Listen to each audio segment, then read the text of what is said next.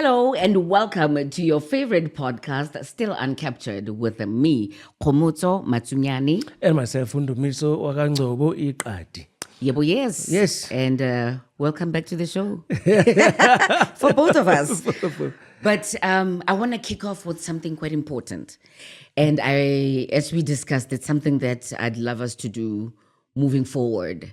You and I spoke on the phone a few days ago, and I was talking to you about, I was in a very good mood. And then it reminded me, if there's anything that I learned from working at the Oprah magazine was something called gratitude. Yeah? Gratitude. And I want to read to you what the dictionary says it is. It says, the quality of being thankful. Readiness to show appreciation for and return kindness.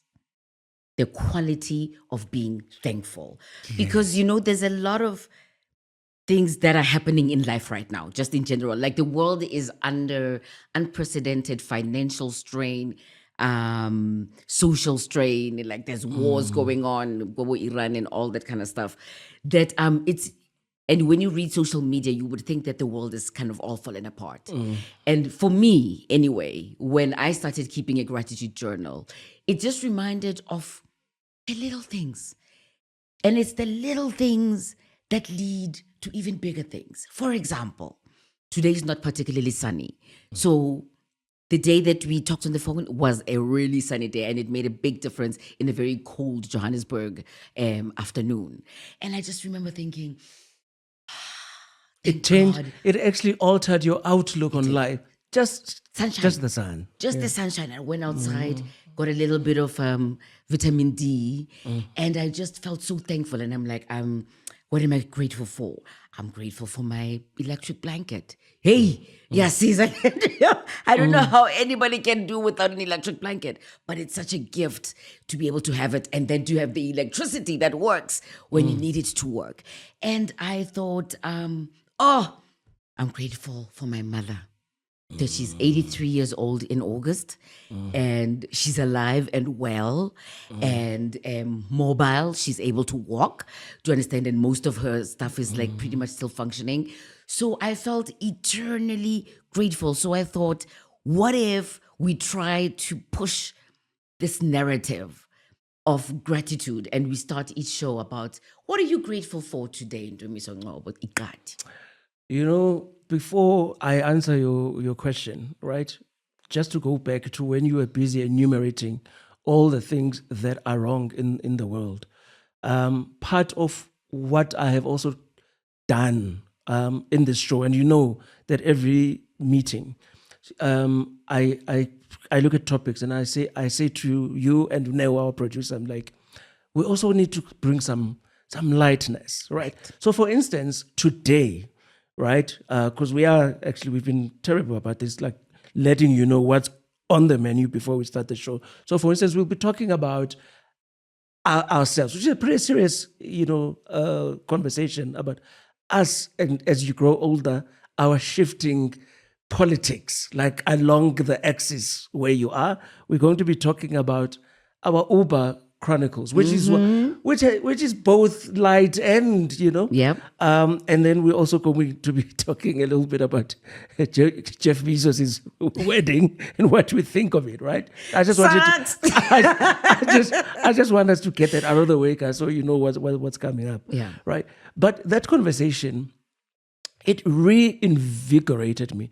It reawoken to something, because when we used to do the original Uncaptured on Kaya, you were extremely pedantic about what are we grateful for. And it got to a point where even I was starting to remind you to say, but Kgomotso, the show is almost over. And we haven't talked about what we... And you know what that did? It really, really, really made... Because that conversation was, I think, about 2 weeks ago. And guys, this actually really works. Where I try hard. And I think in the last 2 weeks, maybe 2 days I've missed, where I haven't deliberately thought about what am I grateful for. And I remember the first day when you said this to me, and we finished talking. And then I looked at the woman. She was just sitting there watching series, Utebucho. And I'm thinking, where the hell would I be if my wife did not deem me worthy? And I had to be like, this is a huge one. Like, I'm so grateful for the wife that I have, right? You know, I honestly... You wouldn't be even half the man I would be that you are. mess. No, because I know me. I need someone who's got structure, someone who's got values, So I thought about that. And so I'm not going to be, not that it's boring, talk about just how much several days later, I'll be like, I'm grateful for Vumezita. And I'm so grateful for my son. I'm grateful for Undobego. I'm so grateful. That's my eldest son who's 30, And I was talking to him on my way here to the studios, The fact that I can still have that conversation with him. Yeah. Because very often we focus on what's wrong with them because you want the best. You are trying to push your children to... I'm grateful for Samafuza and for Samafuza. Girl child, I've got 3 boys. Right. And so my parenting style is very much about the boys. But there's a Zulu word called ucangata. When you flatten something, that one having a girl child is need you like dombolo and flatten you. And I am so grateful for her because she's helped me, confront a lot of things that were wrong about myself, that the boys were don't have the language to actually say, right. Hey, but Baba, you have this particular tendency. Right. But the girl child will tell you. So I'm always, little things, the other day I was sitting there and I was just peeling this nachi. And I'm sitting there and I'm eating a nachi. And I'm sitting there, I'm thinking, there is a child in Gaza right now who can only fantasize about having a nachi. Do you understand? Do you understand that when you are coming from, even if uhlala emkhukhwini uphuma kothenga igwinya line acha whatever, and you are thinking, ngiyasafarisha mina, but you're not in Gaza, right? Do you know what I mean? And you can at least afford igwinya. Yeah. So it really, that conversation 2 weeks ago, it readjusted me because I am finding everyday thing, and the more you do it, the more things you find to be grateful for, isn't it? Yeah, without a doubt. Your experience of it? I'm definitely, it's one of those things that the more in that bucket that you fill, the more you get out of it. Yes. It's just, I don't know what it does. I think it rewires your synapses. No, I think that you'll find that neuroscience actually will probably agree with you. Truly, it changes everything. Yeah. If you're not anybody who like meditates or anything like that, just try it. And especially if you suffer from depression, because I find that with my depression, it's like what I'm feeling is not necessarily what is real. I know, Perspective. Right? Perspective. And sometimes all it needs to do is just that shift. And I think that we can actually, and this is where neuroscience, I might be going offside, but I suspect that you can actually start controlling which of the neurochemicals gets, dopamine, your dopamine fix, your serotonin, because it's also, happiness is also biochemical. Yeah. And I think sometimes we forget that. Right. But when you force yourself to just say, guys, I have in this winter, it's winter. I have a roof over my head. I've got electricity. And a roof that doesn't leak. It doesn't leak. I've got a gas heater. I can make a hot water bottle and go into bed. Yes. And there is someone that I know has got, those chin planes, right? Like, when someone's so cold until the fingers are like purple and they're blue. So guys, I'm so grateful, but I'm also grateful for you reminding me to always be grateful, because gratitude is actually, guys, also a very selfish endeavor. Yeah. You do it for yourself, don't you? You don't do it for anybody else. You do it for yourself. You don't do it for anyone else. You do it for yourself. But right? I do have a question for you. Yes. How do you show gratitude? How do I show? How do we demonstrate gratitude? Yes. I suppose it depends on who I'm dealing with and what the context is. But with my mother is doing things unsolicited. Yes. Yeah? Yes. Or even solicited, or just like, I'm going to a lot of old people's funerals. Ooh. Yeah. It's time, eh? Because I'm the driver. Yes. I live with my mom, so I tend to drive like tomorrow. Yeah. Before I come, when we do before the show, I have to take her to Another a funeral. funeral. Literally, there's one every month, but she's just also at that age. At some point, we'll talk about taking care of sort of like older parents. So it's about doing things without being asked.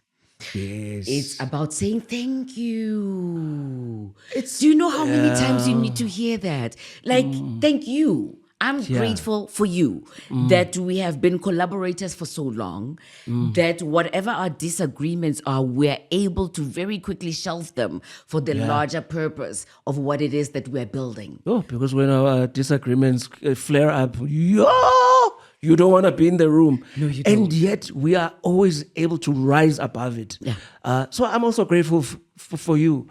And also, just little things like, there are so many, and so the question that you're asking me, how do you show it? There are so many things I'm grateful for. One of them is that within my family, my little family unit, I have committed so many errors, so many mistakes, so many grievous. But isn't that all of us? I know, and I understand that. But what tends to happen is you internalize and you start feeling there. You go, oh, mea culpa. But that mea culpa is also very important to be able to. So gratitude for me, when I have messed up and I've been forgiven, is to show people by showing them that I am changing. Because there is no point in apologizing and then I keep doing the same thing over and Why do people find it so hard to understand? It's like you're only as good as your word. So if you promise that you're going to do something, I expect you to fulfill it. When you don't, I'm back at being disappointed, which means I'm likely to disrespect you, which means you're going to be feeling humiliated. And now I'm going to be scared of your anger because you're going to react. One way or another, you're definitely going to react. And I am at the healthiest in terms of weight. I have been I have gained weight, right? And I remember the other day when I was looking at myself and I was feeling so bad about the state of my body. And then it was like, Ndumiso, you can walk, you can run, you are healthy. You do not need dialysis. Right. You don't. What is your problem? Right. And so how I need to show my gratitude for the fact that the universe has granted me this health. The fact that I am a healthy human being. I'm a 53-year-old who's healthy, who doesn't. The only chronic issue that I have is just my high blood pressure, but that's just a result of being 53, 25 and underemployed. Yep. And so I'm stressing about things. Yep. But to show my gratitude, I'm going to have to fix this. Right. I can't be walking around at 87 kg when I'm only 1.71 meters tall, guys. I'm not going to talk about my weight. It's such a surprise. But when we come back, we're going to be talking about shifting politics. As you get older, your moral compass, your hardcore beliefs, they tend to shapeshift. Things get a little fluid. Yeah. And I think they should. But that's for when we come back. Right, Ndumiso. As we come back into this episode, I talked about shifting politics. Yes. Yeah, the sand beneath us when you're not standing on solid ground. Or rather, as you mature and as our mind matures and emotions also mature, I have found myself in the last 3 weeks kind of thinking, what's going on? I'll give you an example. Yeah. The last 3 weeks, there are people that politically I disagree fundamentally with. Piers Morgan. I think he's a twat. I absolutely think he's a dick. I think he's a dick. Yeah, okay. Cool. Yeah. Candace Owens. Pompous. Right. Oh, Piers Morgan. Oh, of course. Yeah. And that at that colonialist. Moment. And he is so underwhelming. And smug. He's so intellectually underwhelming. Like he is the typical example of a white confidence. Yeah. Or for someone with so little talent, or like, goodness gracious. But anyway. Yes. Candace Owens. Yeah. don't particularly like the system because I disagree fundamentally with the politics. Especially her politics around black people. Particularly. You just gotta pull yourself up by the bootstraps. Is that the kind of... She's extremely right-wing. She's very right-wing. And I'm extremely left-wing, right? Okay. Tucker Carlson, an asshole Republican from the extreme right who I disagree with. And yet in the past couple of weeks, I found clips on TikTok that I was just like, oh, wait a minute. Am I agreeing with Piers? What were you agreeing with Piers on? How am I agreeing with Candace Owens? And particularly those two, I suppose it's around the war in Gaza. Yes. Because they've really changed their stance. Where it used to be from being extremely pro-Israel up to a point where you cannot recognize the humanity of the Palestinian people, to now asking yourselves, why is the United States of America getting involved in a war that has nothing to do with us? Do you understand? Piers Morgan has been asking the same questions. Tucker Carlson had an interesting interview with Tucker, not what is his name? The Secretary of State. From the Ted Cruz. Yes. From the United States, essentially having a conversation around why they were bombing Iran and obliterated Ted Cruz with simple logic. You know, when somebody like Ted Cruz did has to go to the Bible to justify their BS beliefs. To be like, oh yeah, I saw that. I saw that, and I remember I was gasping. He's like, no, it's biblical. Yeah. If you support Israel, you are blessed. If you don't, you are cursed. And I was like, you and I have got plenty of Jewish friends. Plenty. We got friends that are Jewish, and this is usually the qualifier that people use, even with black people. It's like, I cannot possibly be racist. Some of my best friends are Jewish. Some of my best friends are Jewish. But what's interesting about them is that, you know, a lot of what I know to be wrong about what's happening in Israel, my sources have been from people who happen to be Jewish, right? So, and one of them is someone who is a colleague and a friend, Kevin Bloom, right? Who, you know, so when you listen to someone like Candace Owens articulate certain things that you like, yes, but that particular one with Ted Cruz, where he was just that was crazy. Oh, but Tucker, what? He was brilliant. No, Shane. He was dismantling him. It was so methodical as well, yeah? It was almost like he was ready. He almost like he knew. No. Yeah. You know, like if I didn't know any better, Yeah. Nati, like he went to a Sangoma before that interview because he was just completely on point. From you're just about to bomb a country, yet you don't know the ethnic composition. You don't know what the size of the population is. Which and the thing about it that Candace Owens and some of those other people are also talking about is the fact that, do you remember why the United States went to war in Iraq? Yeah. Or Iraq. Do you understand? Yeah. Because of weapons of mass destruction, which were later to be found to do, like they did not ever exist. Yet a country went to war. So to now say, can we question? And as many as 800,000 to maybe a million, if not more than a million. Civilians that just died. Civilians in that country. So it's like, how do we justify the unjustifiable? And so I like to see that logic is coming through where the United States doesn't just become a slave to Israel. So here's my question, because we are talking about shifting needles, right? Personal needles, right? Right.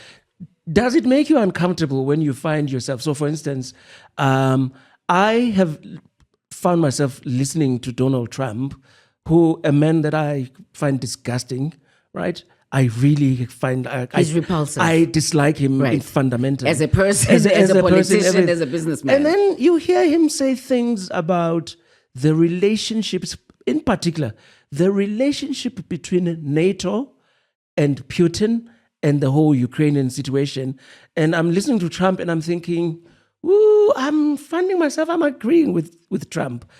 And then so the question that I want to ask you is that, does it make you uncomfortable? Because with me, when I find myself agreeing with someone that I normally fundamentally disagree with, I immediately get into discomfort, but then I remind myself that you have once said to me that one of the things that you like about me is how disloyal I am. Yep. I am only loyal to principle. Yep.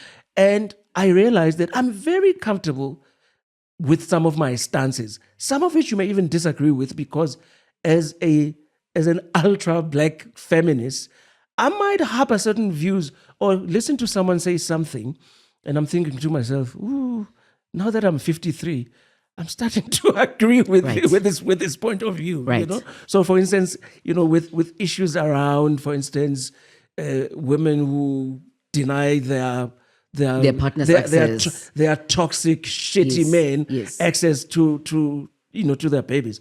As someone who you've called, I've never called myself as an ally to the feminist movement, that is not a natural stance for me to take. But as I'm growing older, I'm starting to be just like, there's another side to this particular story. So I know exactly what you're talking about. Yeah.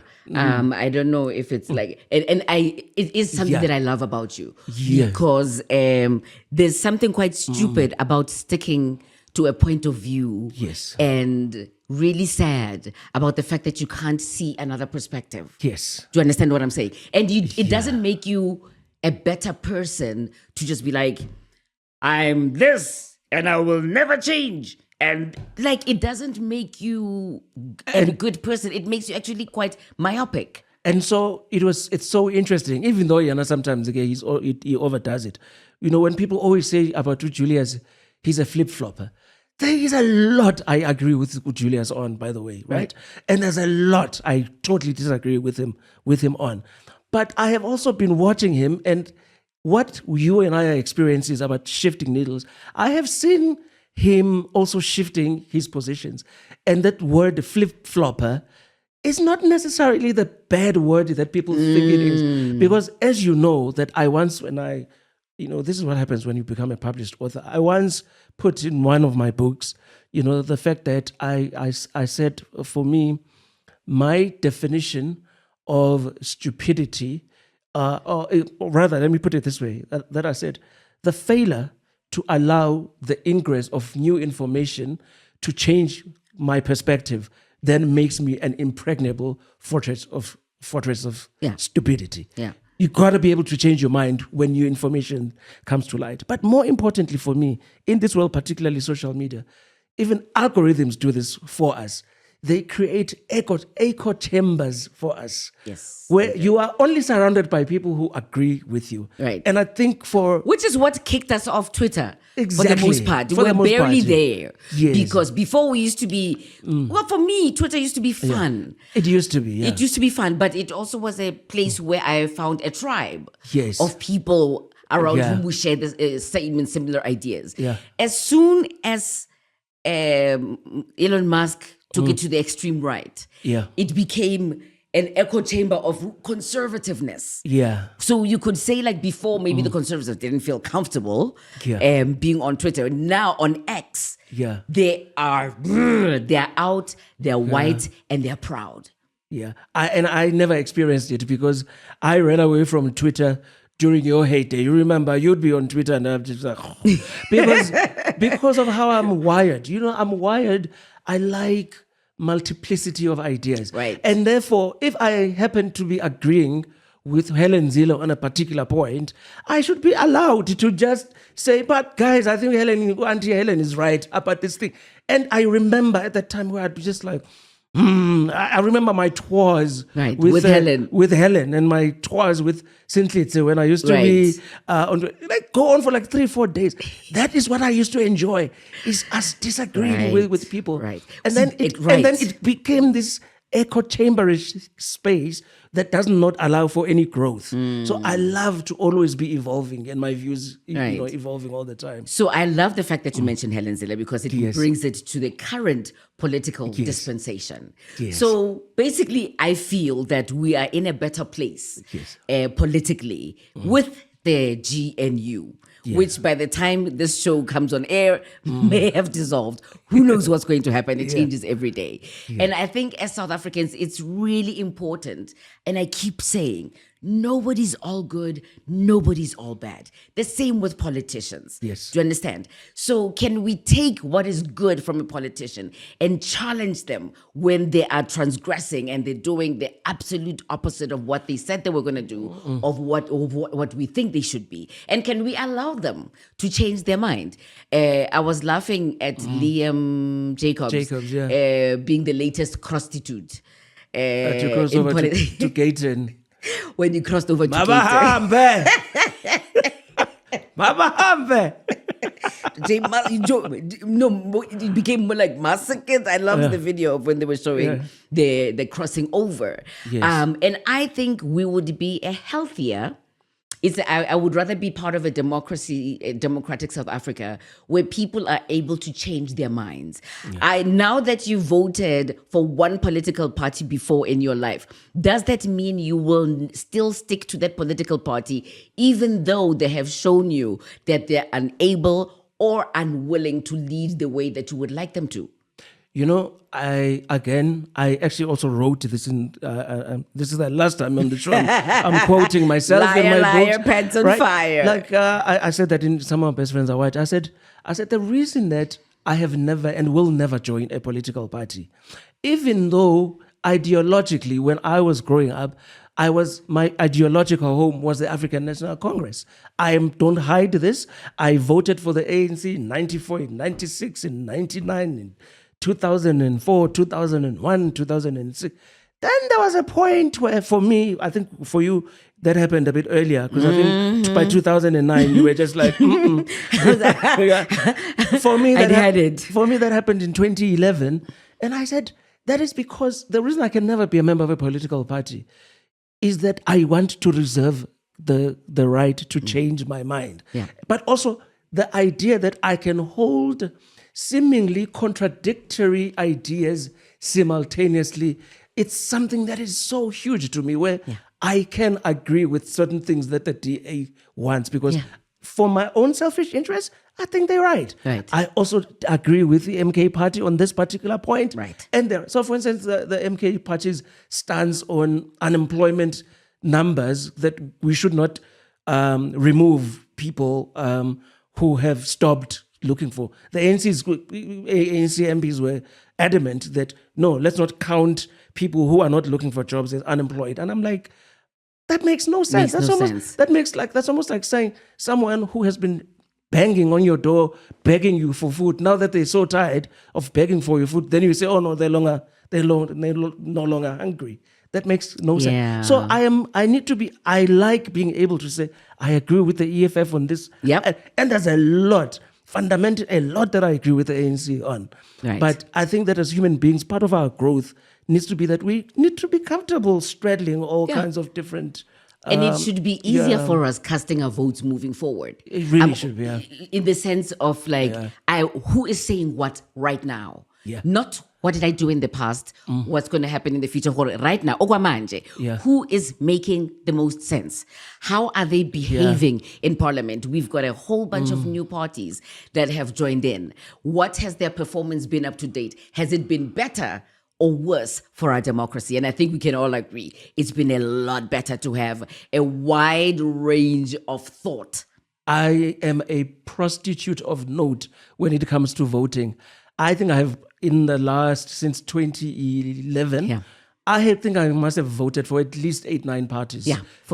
Since me too. I have gone PAC. I've said Azapo. I've even voted for Unjangele or Lomisa UDM. And I remember the one time I just voted for the ID because it was the only party that was being led by a woman. I was like, okay, I vote for her, you know? And that should be okay, you know? Yeah, without a doubt. When we come back, we're going to talk about Uber Chronicles. What have your experiences been with Uber?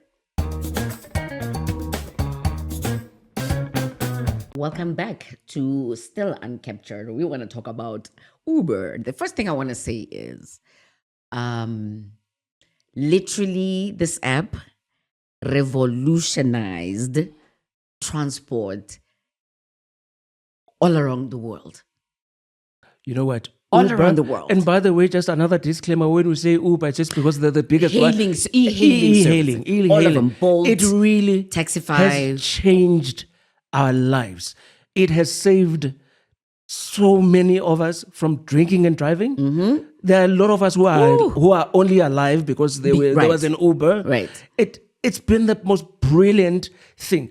And other than our government trying to no, they want to regulate it. They want to be the enemy of the government, in particular in South Africa, should be thanking these people for saving their asses, because our government has failed dismally at providing transport for citizens. So Uber has been amazing. There isn't an extensive public transport system in South Africa, which is terrible because you've got people spending up to 50-60% of their salaries on transport. And we're not talking about people who earn a lot of money. We're talking about domestic workers. To understand, if 50% of your salary is going towards transport, what else is left for you when the cost of living is absolutely so high? It just doesn't make sense. So yes, but you were also saying, Ndumiso, that I'm a Uber hour fan. You know what? Listen. So let me tell you this, right? I have had bad experiences with Uber and Bolt and what have you, because I live out in the East Rand, so I mostly use Joburg Uber, which, by the way, I need to declare is big ups to Gauteng Uber. Uber in Joburg and Durban works how I believe e-hailing should work. On the whole, it really does work. Have you ever used Uber in Durban? I have. What was the driver wearing when he came to pick you up? Not a wife beater. Because there is, I don't know how Uber works in Durban. First of all, the moment the driver picks up, the first thing you'll hear is a message to say, "Hi, where are you going? Can you make it cash?" Every single time. No, sorry, man, Buti. They start telling their story. Hey, no, man, here's petrol, blah, blah, blah. I have got a friend who's like, do you use Capitec? Because where I am, in order for me to come pick you up, please just send me, so I can put in gas so I can come through to you. So I have been in an Uber in Durban where, the guy came in the Durban Uber uniform, which is the wife beater vest, those floral surfer shorts, and beach downs, beach flops, right? And so on. Right. And the music of choice, if it is not amapiano, 80% of the time, uzofike loud, right? In the car. And then he comes. And God forbid you should ask them to turn it down. Would you even dare? Why would you want to start a thing with a guy who's got 7 furry bangles here who's playing Maskandi? You're not gonna do that, right? And then this guy is like, "Oh yeah, sorry, Putiza." So and I'm wondering why that is it drives me insane. So he just gets out of the route because I can see that the Waze is telling him to go that way. He goes, "Do you know why he was getting off? Why? He was there to pick up his girlfriend." So he picks up his girlfriend. With you in the car? Yes, from a chicken licking. And then the girl comes into the car and they are busy munching away at Hot Wings. To their credit, shame, they offered. Did they offer? Okay. Oh no, then all is forgiven. But I'm just like, but listen to this. Yeah. With all the news we hear about e-hailing services and people and some of those drivers who behave really badly and target women in particular, if you get out of my route, you're making me panic. Yeah. Fundamentally. Do you understand? I've had it a couple of times where you're like, "Oh, brother, you're killing me." Yes. Where you just get into the Uber and then they say, "Angna petrol."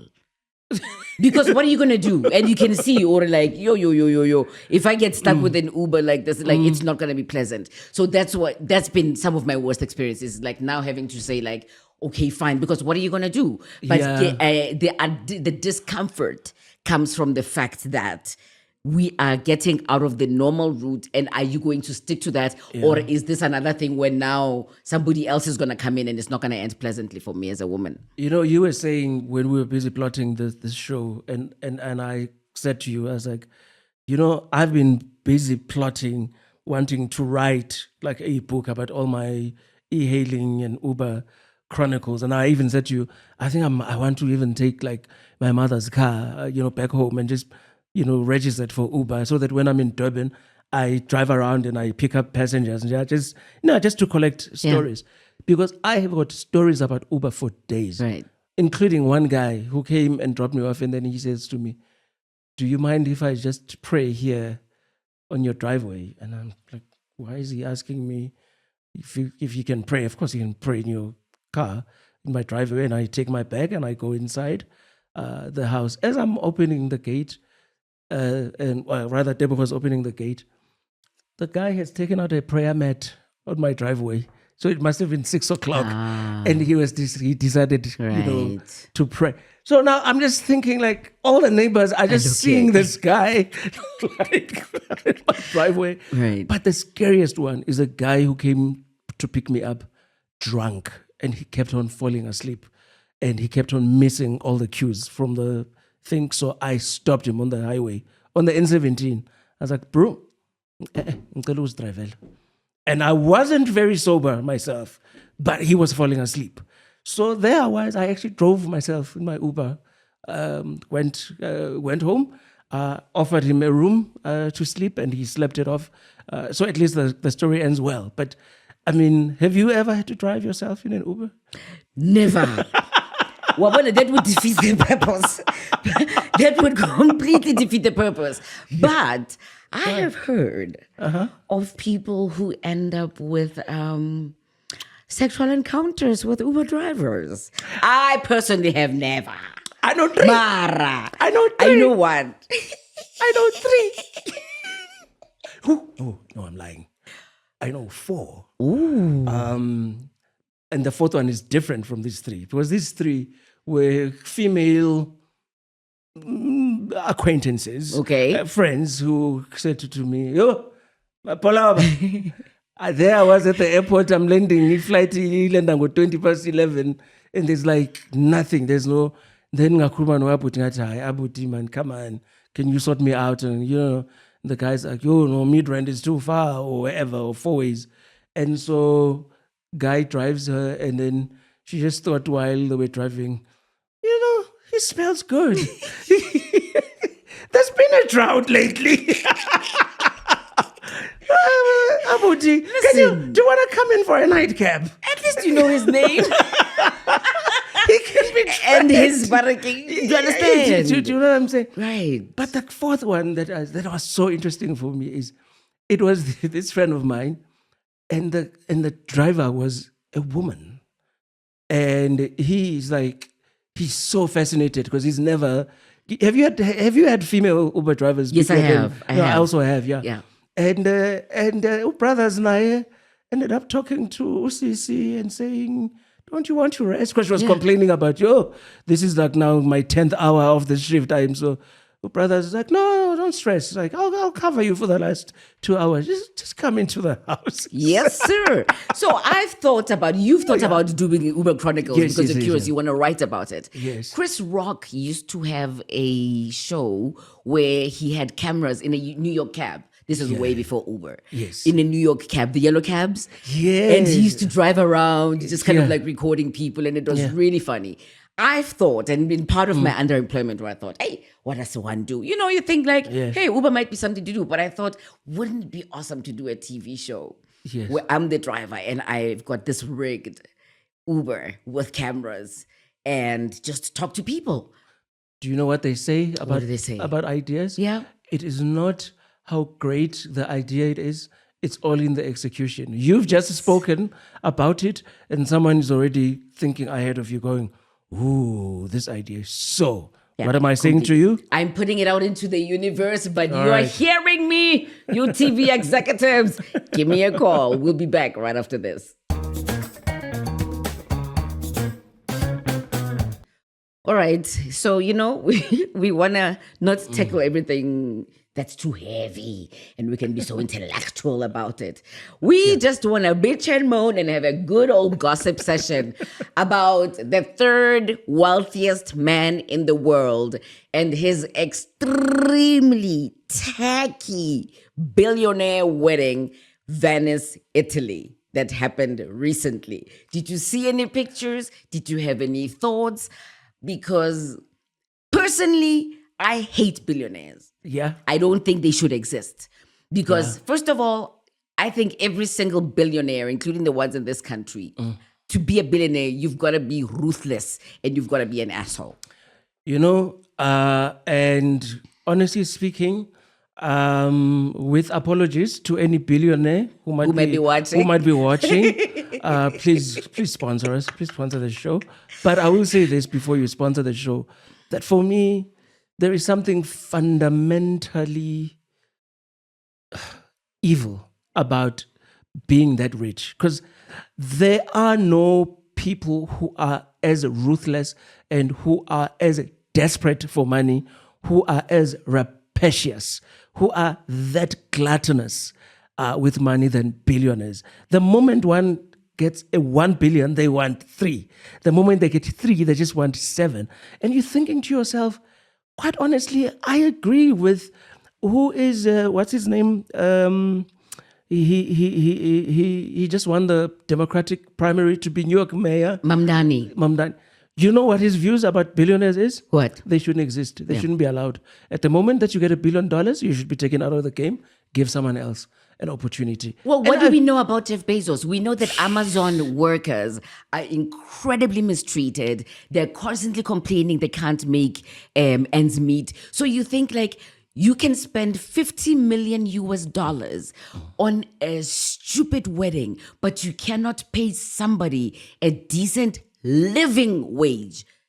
Emphasis being on living wage. And do you know how Jeff Bezos basically made his money? He made it because when the .coms came, when everything went online, he basically went and got Amazon, which used to exist even before.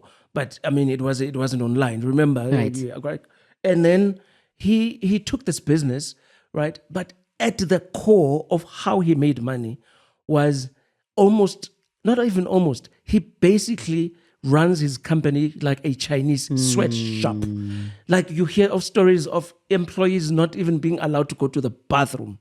The stories are horrific. And I remember in '99 when he talked about the ethos of this building, of his business, he said he wants every Amazon employer, when they wake up in the morning, and the word he uses, they need to be petrified when they think about work. They need to have fear, right? But obviously, for what end? No, to what end? To fear disappointing the customers so much. In other words, in the end, they should fear disappointing the customers because that influences how much money is actually going to be made. But why would you start a company and start talking about the fact that you want your employees to fear? So I can only imagine what it's like to work in an environment where you are constantly in fear. And I have worked with people that wanted to be feared that much. So I've been in work situations where you'd be just thinking before you go into the office, almost like you need to take a triple of vodka. Right. Okay, I'm going in there. And there are so many people who feel that. But by design, to say employees must be petrified when they go to work. It's a very colonial and Victorian way of thinking about wealth. It's classic capitalism. Yes. It is the And I thought by 2025, we have learned better about why it's important for people to be in a safe, conducive work environment. Profit margins, like how much is enough? But also, the thing about billionaires that we also need to also just acknowledge is that, billionaires, really, if there was any justice in the world, not too many of them would be free. Most of them would be in prison. Because there are bodies. No, there are bodies. Every billionaire has bodies. Has got bodies. Not even directly, not even that they hire hitmen to.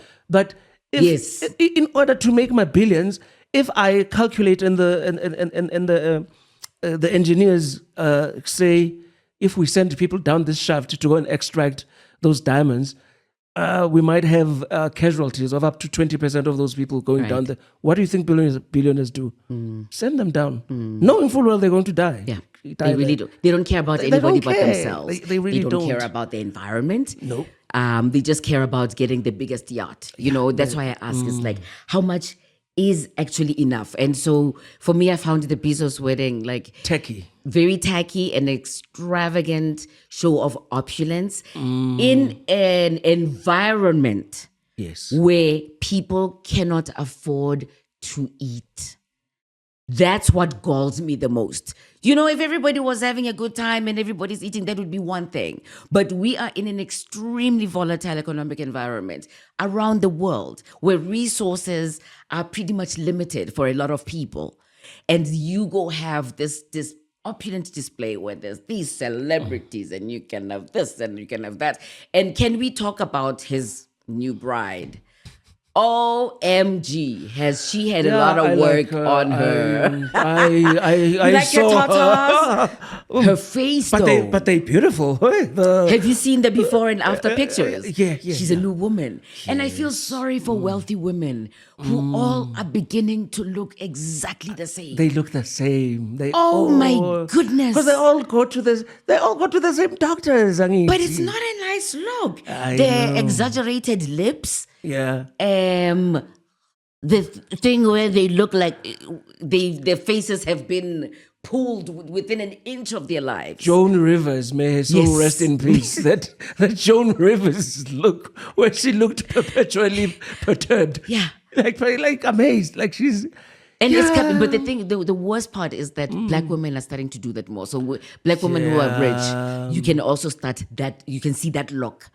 Yeah, that they are also adopting. And what bothers me the most about it as well is that when it comes to black women, is how colorism comes into it. They all go white. Inevitably. They all go white. Oh, they all go white. They really do. And it's like, really? You used to be so beautiful. Yeah. I'm not naming names or anything, but there's one in particular where I'm just like, oh, she used to be such a gorgeous woman. And now she's got that whole Michael Jackson thing going for her where you just like, oh yeah, it's too much. There was that. There was that. But also, the obscenity, Kgomotso, that you're talking about, it's obscene.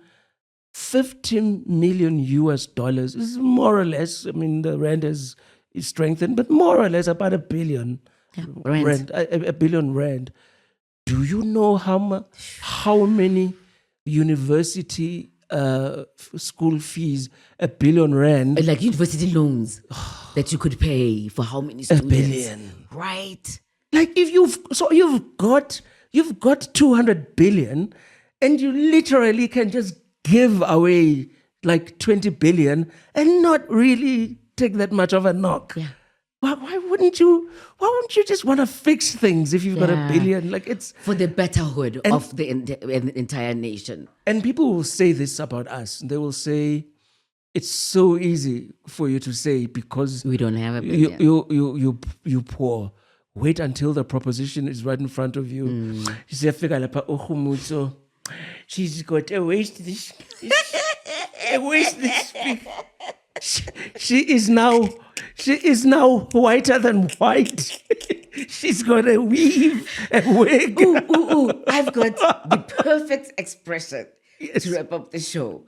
That having said all of that about money and whatnot, I've always been one. So me, I'm not for suffering. Yes. I'm not about heaven. Yeah. And I've said this before on the show. Life after? The life after. No. I want nimfuna manje. Yeah. One of my favorite expressions is, give me the chance to prove that money cannot make me happy.